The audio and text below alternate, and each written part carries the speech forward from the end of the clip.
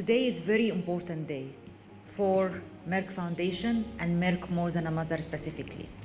First, we are celebrating our dear friend and beloved First Lady, which is very valuable contribution to Merck More Than a Mother as an ambassador of Merck More Than a Mother in Burundi. Congratulations, Madam First Lady and Madam Dennis. And of course, she's also the president of the Foundation Puntu.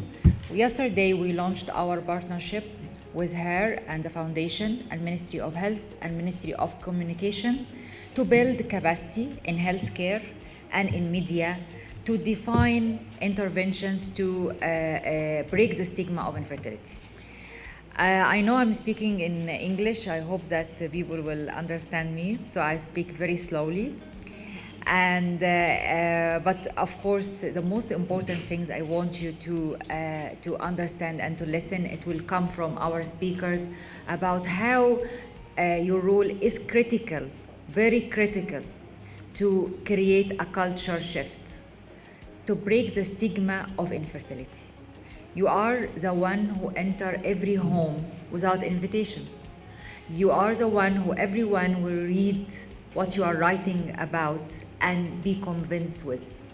And if we have a positive contribution to make a change like this, to change a culture, because it's not normal that till the century of 21st century that women still are stigmatized by infertility, still discriminated and blamed for being infertile, while men also are responsible to be infertile as well as women. So it's 50-50%. So men and women equally are affected by infertility.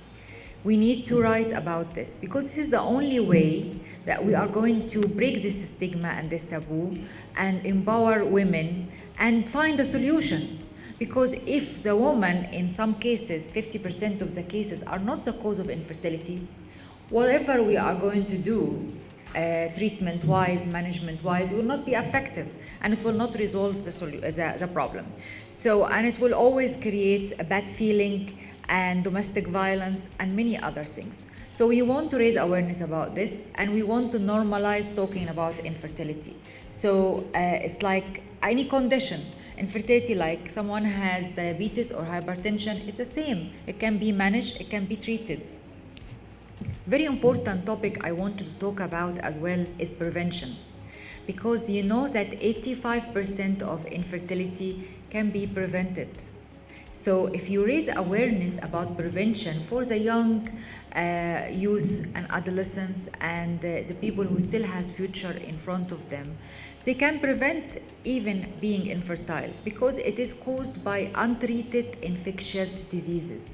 So regular checkup and treating this infection from the start can avoid the complication of being infertile and avoid all this pain and agony. So if we raise awareness and we listen very much to the scientific presentation will be presented to you by our expert, our doctor here, he will explain to you how can you talk about it in a very simple way and a simple language for the common person in the community to understand. So you will find yourselves are saving lives by a good message to people, how to prevent, how to deal with the problem, how to break this taboo, how to normalize talking about infertility as if you are talking about anything else. So this will help very much to break the stigma. So also going to the community and meeting women and meeting couples and talk about their experience and what they are doing and how to avoid being mistreated by the culture, how to tell community and sensitize them. It is not correct to put pressure on infertile couples in general, men or women. Okay, so if you do that, I think it will help them to deal with their condition in a very relaxed way, in a very civilized way, and I think the best partner to achieve these objectives is media. Yesterday, we had also partners with art, with singers, and with artists, songwriters, to also deliver the message to the community in a very simple way. I believe very much strongly that art and media are very critical partners to sensitize communities about the sensitive issues and health issues. And I am going to take this forward to all across Africa. We have launched the same training in Senegal and in Kenya and also in Zambia and in Ghana and today in Burundi, and we will not stop here. We are going to go across all African countries, and we're going to create an African network how to sensitize communities about breaking the stigma of infertility. I think if we take this forward, we will, within 5 years maximum, we will be creating a cultural shift. We also were going to create local songs in every country we go to. Yesterday we selected a few winners who we are going to produce their songs to be aired, broadcasted in radios and TVs for people all the time for free, so they can listen and they can understand the message and change and make a change. So this is very, very important. Today also we are going to launch the Media Recognition Award. There is an award for all media personnel to submit nice stories about infertility with the aim to educate the community how to treat infertile women and infertile couple properly, correctly, with fairness, without pressure. So the coverage has to have this theme. You can talk about infertile women, you can talk about their experience of suffering, but with the aim to tell community at the end, this is not correct. You don't have to do this. This is not right, and we have to change. So this is the award selection will be based on this. And this will be in 4 different categories: TV shows, radio, print, and online. Every category has its own price.